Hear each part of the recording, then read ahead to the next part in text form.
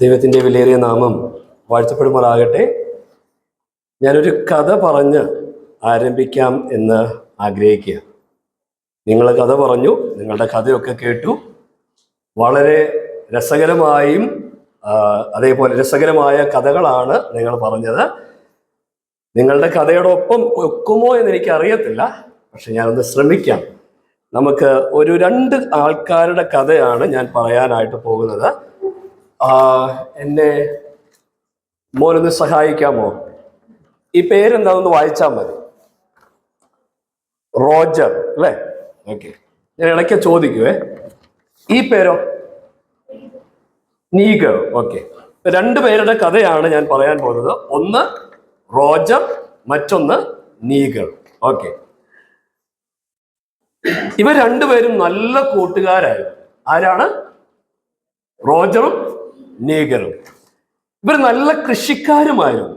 നല്ല കൂട്ടുകാരായിരുന്നു, നല്ല കൃഷിക്കാരായിരുന്നു. അതുകൊണ്ട് തന്നെ അവർ ഒരുമിച്ച് അവരുടെ പാടങ്ങളിൽ അല്ലെങ്കിൽ അവരുടെ വയലുകളിൽ ചെന്ന് ജോലി ചെയ്യാനൊക്കെ പോകുന്നത് പതിവായിരുന്നു. അങ്ങനെ നാളുകൾ കുറെ കഴിഞ്ഞു. ഏകദേശം 10, 20, 21 വർഷങ്ങളൊക്കെ കഴിഞ്ഞു. അവരപ്പോഴും നല്ല കൂട്ടുകാരാണ്. ഇവരൊരിക്കലും വഴക്കുണ്ടാക്കിയിട്ടില്ല. അപ്പൊ ഇങ്ങനെ കണ്ടു കഴിഞ്ഞപ്പോൾ ഒരു ദിവസം ഇവർ തമ്മിൽ പറഞ്ഞു, നമുക്ക് എത്ര വലിയ കൂട്ടാ കിട്ടിയല്ലേ, 21 വർഷമായിട്ട് ഇതുവരെ നമ്മള് തല്ലുകൂടിയിട്ടില്ല, നമുക്കൊരു പ്രശ്നം ഉണ്ടായിട്ടില്ല, എത്ര നല്ല കൂട്ടുകാരാ നമ്മള്. ഇതൊക്കെ പറഞ്ഞിട്ട് അവരവരുടെ വീട്ടിലേക്ക് പോയി. അങ്ങനെ ഈ കാണുന്ന വ്യക്തി, ഞങ്ങളുടെ പേരെന്താ? നീഗർ. നീഗർ അന്ന് വീട്ടിൽ ചെന്നിട്ട് കുറച്ചു നേരം ഇരുന്ന് ചിന്തിക്കാനായിട്ട് തുടങ്ങി. എന്തുകൊണ്ടാണ് ഞങ്ങളുടെ സൗഹൃദത്തിന് ഇത്ര വലിയ ആഴമുള്ളത്? കുറെ നേരമൊക്കെ ചിന്തിച്ചു. അത് കഴിഞ്ഞിട്ട് എനിക്ക് തോന്നുന്ന റോജർ എൻ്റെ കുറെ കാര്യങ്ങളൊക്കെ കണ്ടതുകൊണ്ടാണ് അവൻ എന്നെ സ്നേഹിക്കുന്നത്. ഞാൻ നോക്കട്ടെ, അവൻ എന്നെ യഥാർത്ഥമായിട്ട് സ്നേഹിക്കുമോ എന്ന് ഞാൻ നോക്കട്ടെ എന്ന് വിചാരിച്ച് അവൻ ഇരിക്കാനായിട്ട് തുടങ്ങി. ഈ ചിന്ത വന്ന് കുറച്ചു നേരം കഴിഞ്ഞപ്പോ തന്നെ അവൻ ഒരു കാര്യം കണ്ടു. എന്തെന്നറിയാമോ? റോജർ അവന്റെ ഒരു തൂമ്പ എടുത്തോണ്ട് പോയായിരുന്നു. പക്ഷെ ആ തൂമ്പ തിരിച്ചു കൊണ്ടത് കൊടുക്കാനായിട്ട് അവൻ മറന്നുപോയി. വേഗം തന്നെ നീഗർ എന്ത് ചെയ്യുന്നറിയാമോ? വേഗം ചെന്ന് റോജറിനോട് ചോദിച്ചു, റോജറെ, നീ ഇന്നലെ എടുത്തോണ്ട് പോയ തൂമ്പ എവിടെ? ഇത്ര നേരമായിട്ട് കിട്ടിയില്ലല്ലോ. റോജർ പറഞ്ഞു, അത് ഞാൻ ഇന്നലെ തന്നില്ലേ. നീ തന്നില്ല, തരാത്തോണ്ടല്ല ഞാൻ ചോദിച്ചത്. എന്നാൽ ഞാൻ മറന്നതാ, ഞാൻ കൊണ്ടുവന്ന് തന്നേക്കാം. നീഗർ പറഞ്ഞു, പറ്റില്ല, എനിക്ക് ഇപ്പൊ വേണം. ഞാൻ വീട്ടിൽ പോയിട്ട് അതൊന്ന് എടുത്തു കൊണ്ടുവന്ന് തരാം. പറ്റില്ല എന്നാ പറഞ്ഞ, ഇപ്പൊ വേണം. അവൻ വഴിയിലായിരുന്നു, വയലിലേക്ക് എത്തുന്നേ ഉള്ളായിരുന്നു. തൂമ്പ എടുത്തോണ്ട് വരാനുള്ള സമയം പോലും കൊടുക്കാനായിട്ട് നീഗർ തയ്യാറായില്ല. റോജറിന് വിഷമമായി. റോജർ പറഞ്ഞു, ഞാൻ ഇപ്പൊ തന്നെ കൊണ്ടുവന്ന് തരാം. വേഗം തന്നെ റോജർ വീട്ടിൽ ചെന്ന് വേഗം തന്നെ എന്ത് ചെയ്തെന്ന് അറിയാമോ? തൂമ്പ എടുത്ത് നീഗറിന് കൊണ്ടുപോയി കൊടുത്തു കഴിഞ്ഞിട്ട് ഞാൻ മിണ്ടാതെ അവിടെ നിന്ന് മാറിപ്പോയി. നീഗറിന് ഒന്നും കൂടി അരിശം കൂടി, ദേഷ്യം കൂടി. എനിക്ക് ഇവരെ കൊണ്ട് വഴക്കുണ്ടാക്കിപ്പിക്കണം. എന്താ ചെയ്തറിയാമോ? പിറ്റേ ദിവസം രാവിലെ ഒരു വലിയ കുട്ടയൊക്കെ തയ്യാറായിട്ടാണ് നിൽക്കുന്നത്. ഈ കുട്ടയ്ക്കകത്ത് എന്താണെന്നറിയാമോ? കുറെ കരിയിലയുണ്ട്, അവന്റെ വീട്ടിലുണ്ടായിരുന്ന കുറെ അഴുകിയ വസ്തുക്കളുണ്ട്. ഇതെല്ലാം എടുത്തോണ്ട് നേരെ പോയി നമ്മുടെ റോജറിന്റെ വീട്ടിന്റെ മുറ്റത്ത് വെച്ചു. എന്നിട്ട് നീഗർ കാത്തിരിക്കുക. എന്തിനു വേണ്ടി കാത്തിരിക്കണമെന്ന് അറിയാമോ? ഇപ്പൊ വഴക്കുണ്ടാകും. ആര് വഴക്കുണ്ടാകും? റോജർ ഇപ്പൊ വഴക്കുണ്ടാക്കും. പക്ഷെ റോജർ നോക്കിയപ്പോ ഒരു കുട്ട ഇരിക്കുന്നു. റോജർ വേഗം പോയി ആ കുട്ട ഒന്ന് എടുത്തു നോക്കിയപ്പോ ഭയങ്കര നാറ്റമാണ്. വേഗം പോയി ആ കുട്ടയൊക്കെ ഒന്ന് ക്ലീൻ ചെയ്തു. എന്നിട്ട് തിരിച്ച് ഈ നീഗറിന്റെ വീട്ടിന്റെ മുറ്റത്ത് വീണ്ടും കൊണ്ടുവന്ന് അത് വെച്ചു. നീഗറിന് പിന്നെയും ഞാൻ ഇവൻ എങ്ങനെയും വഴക്കുണ്ടാക്കണമെന്ന് വിചാരിച്ചല്ലേ ചെയ്തേ, ഇവൻ എന്താ വഴക്കുണ്ടാക്കാത്തെ? ഞാൻ പറഞ്ഞു, ചിലപ്പോ ഞാൻ വെച്ച കരിയില അതത്ര വലിയ ഗുണം ഉണ്ടാക്കി കാണില്ല. ഒരു കാര്യം ചെയ്യാം, ഇന്ന് ഏതായാലും എൻ്റെ വീട്ടിൽ ഒരു എലി ചത്ത് കിടക്കുന്നുണ്ട്. ആ എലീനെ ഞാൻ എന്ത് ചെയ്യാം, കൊണ്ടുപോയി അവിടെ വെച്ചേക്കാം. അങ്ങനെ പിറ്റേ ദിവസവും നീകൾ എന്ത് ചെയ്യുന്നറിയാമോ, ആ കുട്ടയില് റോജറിന്റെ വീടിന്റെ മുറ്റത്ത് എന്ത് ചെയ്യുന്നറിയാമോ, ആ ചത്ത എലിയുമായിട്ട് ചെന്നു. അവിടെ കൊണ്ടുപോയി വെച്ചു. റോജർ രാവിലെ എഴുന്നേറ്റപ്പോ തന്നെ നാറ്റം സഹിക്കാൻ വയ്യാതെ എഴുന്നേറ്റ്. അയ്യോ, ഇത് എന്നതാ ഇത്? രാവിലെ എഴുന്നേറ്റ് വന്ന് നോക്കിക്കഴിഞ്ഞപ്പോ കണ്ടു, കുട്ട കണ്ടു. അപ്പൊ റോജർ വഴക്കുണ്ടാക്കുന്നത് കാണാനായിട്ട് അവനിപ്പ വരും എന്ന് പറഞ്ഞുകൊണ്ട് വെയിറ്റ് ചെയ്തുകൊണ്ടിരിക്കുക. പക്ഷെ റോജർ വന്നില്ല. റോജർ എന്താ ചെയ്തറിയാമോ, വീണ്ടും അത് ക്ലീൻ ചെയ്തു. ക്ലീൻ ചെയ്തിട്ട് ആ കുട്ട എടുത്തുകൊണ്ട് അവന്റെ വീടിന്റെ അകത്തേക്ക് ചെന്നു. നീഗർ ഇത് നോക്കിക്കൊണ്ടിരിക്കുക. ഇവനെന്താ ഈ കാണിക്കുന്നേ? അവൻ എൻ്റെ അടുത്ത് വന്ന് വഴക്കുണ്ടാക്കണമെന്ന് വിചാരിച്ചോണ്ടാ ഇരുന്നേ. ഇപ്പൊ അവൻ ഏതായാലും എന്റെ കൊട്ട എടുത്തുകൊണ്ടാ പോയേക്കുന്നത്. ഇത് മതി, ഇന്ന് ഞാൻ പ്രശ്നം ഉണ്ടാകും. പക്ഷെ കുറച്ചു നേരം കഴിഞ്ഞു കഴിഞ്ഞപ്പോൾ റോജർ ആ കുട്ടയുമായിട്ടാ വീട്ടിലേക്ക് വരുന്നത്. ആ കുട്ടയുടെ കൂടെ ഒരു എഴുത്തും ഉണ്ടായിരുന്നു. ആ കുട്ട നേരെ കൊണ്ടുവന്ന് നീഗറിന്റെ വീടിന്റെ മുൻപിലാണ് വെച്ചത്. നീഗർ വേഗം ആ കുട്ട ഒന്ന് എടുത്തു നോക്കിയപ്പോൾ എന്താ കണ്ടേന്നറിയാമോ, അതിൽ മൊത്തം ആപ്പിൾ ആയിരിക്കുന്നേ. അതിന്റെ കൂടെ ഒരു എഴുത്തുമുണ്ട്. ആ എഴുത്തൊന്ന് വായിക്കാനായിട്ട് നീഗർ ഉദ്ദേശിച്ചു. എന്താ എഴുതിയിരിക്കുന്നതെന്ന് അറിയാമോ? റോജർ എഴുതിയിരിക്കുന്ന വാക്കുകൾ ഇങ്ങനെയാ: നമുക്ക് എന്താണോ അധികമുള്ളത്, ആ അധികമുള്ളതിൽ നിന്നാണ് നമ്മൾ എന്ത് ചെയ്യുന്നത്, മറ്റുള്ളവർക്ക് കൊടുക്കാറുള്ളത്. നമ്മളിൽ എന്താണോ അധികമുള്ളത് അതാണ് നമ്മൾ മറ്റുള്ളവർക്ക് കൊടുക്കാറുള്ളത്. എനിക്ക് എൻ്റെ കൃഷിയിൽ ഏറ്റവും കൂടുതലുള്ളത് ആപ്പിളാണ്. ഞാൻ അതിൽ സമ്പന്നനാണ്. അതുകൊണ്ട് ഞാൻ ഇതിൽ നിന്ന്, എനിക്ക് ഉള്ള സമ്പത്തിൽ നിന്ന് ഞാൻ നിനക്ക് തരികയാണ്. നീ എനിക്ക് തന്നത് നിന്റെ സമ്പത്തിൽ നിന്നാണ്. ഇത് വായിച്ചു കഴിഞ്ഞപ്പോൾ നീഗറിന് അവന്റെ പ്രശ്നം മനസ്സിലായി. നീഗർ വേഗം തിരിച്ചോടി വന്ന് റോജറോട് പറഞ്ഞു, റോജറെ, എന്നോട് ക്ഷമിക്കണം. എന്നെ നീ ഒരു കാര്യം പഠിപ്പിച്ചു തന്നു. എന്താ പഠിപ്പിച്ചതെന്നറിയാമോ? നീ പഠിപ്പിച്ചത് എൻ്റെ ഉള്ളിൽ എന്താണെന്ന് എന്നെ പഠിപ്പിച്ചു. ഒരു വാക്യം വളരെ പെട്ടെന്ന് നിങ്ങളുടെ മുൻപിലേക്ക് കൊണ്ടുവരാനായിട്ട് താല്പര്യപ്പെടുകയാണ്. ലൂക്കോസിന്റെ സുവിശേഷം 6-ാമത്തെ അധ്യായം 45-ാമത്തെ വാക്യം. ലൂക്കോസിന്റെ സുവിശേഷം 6-ാം അധ്യായം 45-ാമത്തെ വാക്യം. നമ്മൾ ഇങ്ങനെയാ വായിക്കുന്നത്: നല്ല മനുഷ്യൻ തൻ്റെ ഹൃദയത്തിലെ നല്ല നിക്ഷേപത്തിൽ നിന്ന് നല്ലത് പുറപ്പെടുവിക്കുന്നു. ദുഷ്ടൻ ദോഷമായതിൽ നിന്ന് ദോഷം പുറപ്പെടുവിക്കുന്നു. ഹൃദയത്തിൽ നിറഞ്ഞ കവിയുന്നതല്ലോ വായ് പ്രസ്താവിക്കുന്നത്. വളരെ അറിയാവുന്ന ഒരു വാക്യമാണ് അല്ലെ? നമുക്കൊക്കെ അറിയാവുന്ന ഒരു വാക്യമാണ്. എന്താ അവിടെ പറഞ്ഞത്? നല്ല മനുഷ്യൻ എന്ത് ചെയ്യും? അവന്റെ ഹൃദയത്തിലെ നല്ല നിക്ഷേപങ്ങളിൽ നിന്ന് നല്ലത് കൊണ്ടുവരും. ദുഷ്ടനോ അവന്റെ ഹൃദയത്തില് ദോഷമായ ഉള്ളതിൽ നിന്ന് എന്ത് ചെയ്യും? ദോഷം പുറപ്പെടുവിക്കുന്നു. ഞാൻ ഒരാളെ വളരെ പെട്ടെന്ന് പരിചയപ്പെടുത്തി ഞാൻ എൻ്റെ വാക്കുകൾ അവസാനിപ്പിക്കാൻ ആഗ്രഹിക്കുക. കാരണം ഇത് കുഞ്ഞുങ്ങൾക്കും കൂടി പ്രയോജനമാകട്ടെ എന്നതുകൊണ്ടാണ് ഞാൻ ഈ കഥ പറയാനിടയായത്. നമുക്ക് വളരെ പരിചയമുള്ള ഒരു രാജാവ്, നമ്മൾ ഒരു ചോദ്യം ചോദിച്ചല്ലേ, പ്രിയ ബിനുബ്രദർ ചോദിച്ചു, നമുക്കൊക്കെ സ്റ്റാർ ആകാൻ ആഗ്രഹമുണ്ടോ? അതുപോലെ ഏറ്റവും ആദ്യം ചോദിച്ചത് രാജാക്കന്മാരിൽ സ്റ്റാറുകളായിരുന്ന ആൾക്കാരാരാ? ഇവിടെ ഇരിക്കുന്ന ആരെങ്കിലും 8 വയസ്സുള്ളവരുണ്ട്? 8 വയസ്സുള്ളവർ, 8 years old somebody? Thank you. Okay, കുഞ്ഞുങ്ങൾ വരാമോ?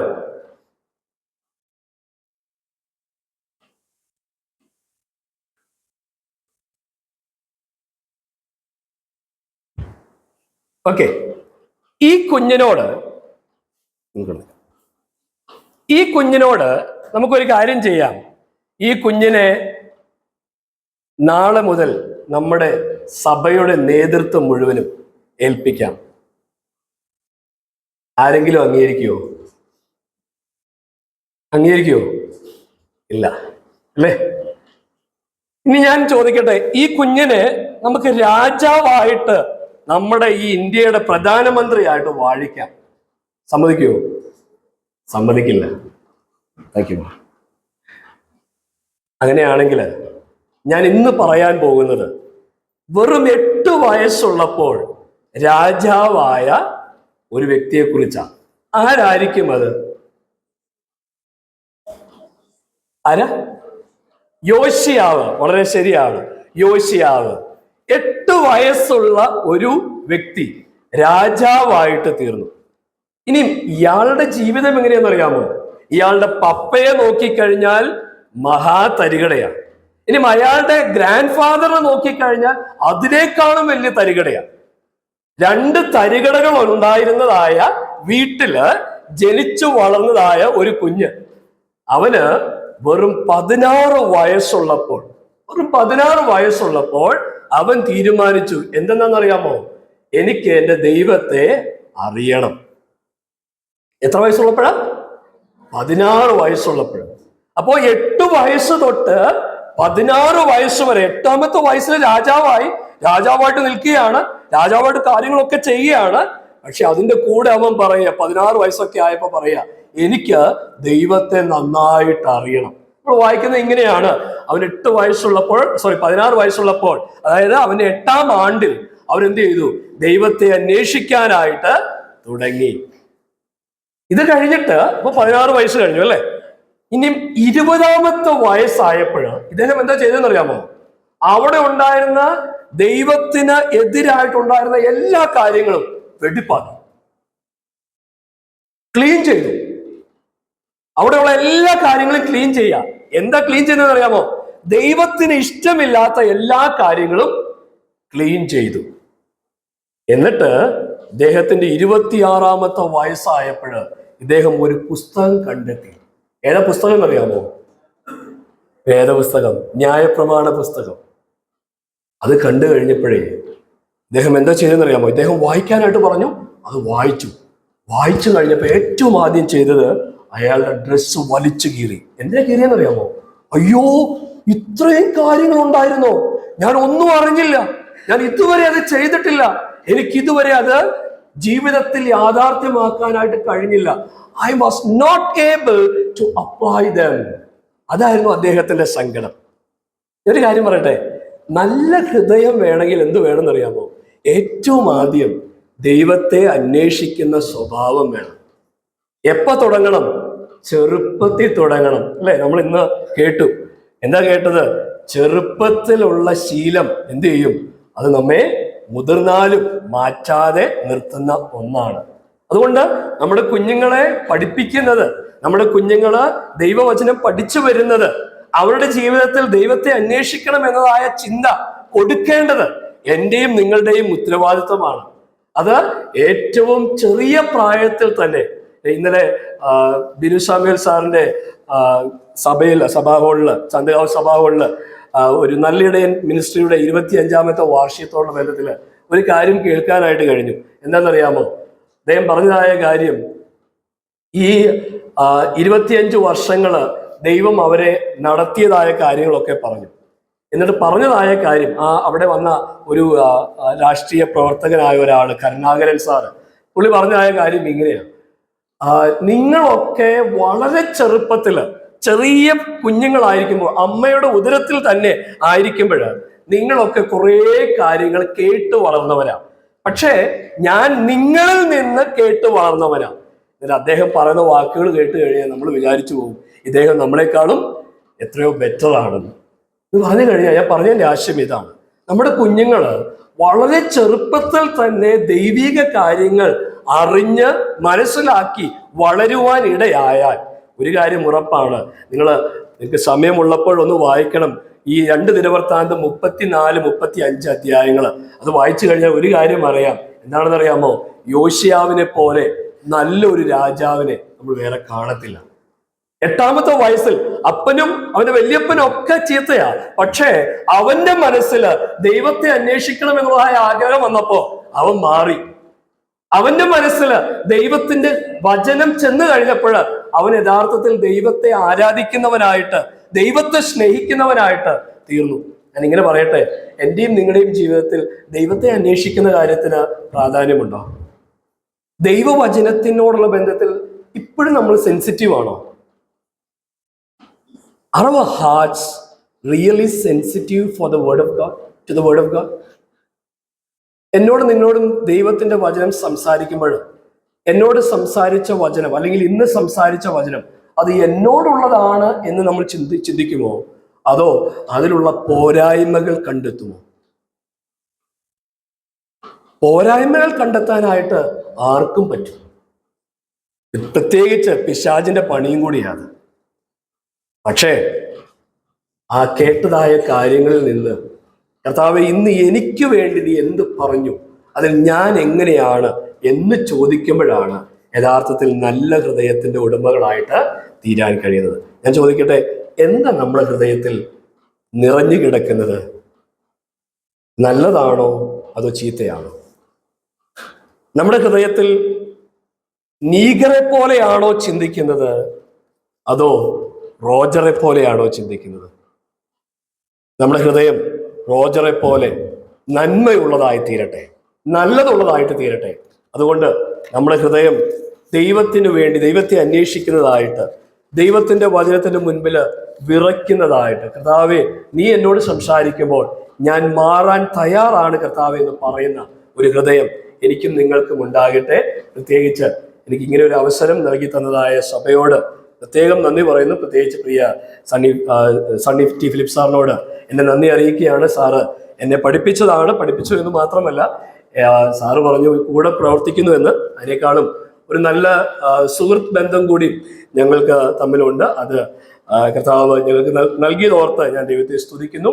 ഞാൻ അധികം ഒന്നും സംസാരിക്കാറില്ല, പക്ഷേ സാറിന് പല കാര്യങ്ങളും ഞാൻ പറയാതെ തന്നെ കാര്യങ്ങൾ മനസ്സിലാക്കുന്ന ഒരാളാണ് സാറ്. അതുകൊണ്ട് ഞാൻ പ്രത്യേകിച്ച് സാറിനോടുള്ള നന്ദിയും ഇപ്പോൾ അറിയിക്കുകയാണ്. ഒരു പ്രാവശ്യം കൂടി കുഞ്ഞുങ്ങളോടൊക്കെയും ദൈവം നിങ്ങളെല്ലാവരെയും അനുഗ്രഹിക്കട്ടെ. നിങ്ങൾ ഇന്ന് പാടിയതുപോലെ, ഇന്ന് കഥ പറഞ്ഞതുപോലെ ഇനിയും നന്നായിട്ട് പാടാനും കഥ പറയാനും നമ്മുടെ യേശപ്പച്ചന് വേണ്ടി ഇനിയും നന്നായി നിൽക്കാനായിട്ട് നിങ്ങൾക്കൊക്കെയും ഇടയാകട്ടെ. ദൈവം നമ്മെ എല്ലാവരെയും സഹായിക്കും.